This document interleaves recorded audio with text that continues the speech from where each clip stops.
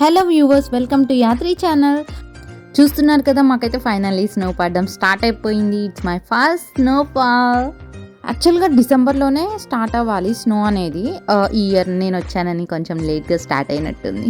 So ఇలా snow పడుతుంటే బయట ఎలా ఉంది అని చెప్పి చూడడానికి వచ్చాను. It's good actually. స్నోతో ఆడుకొని ఫొటోస్ కూడా దిగాను. స్నోమ్యాన్ని కూడా చేశాను మా బాల్కనీలో. ఎలా చేశాను ఏంటనేది మీరే చూడండి.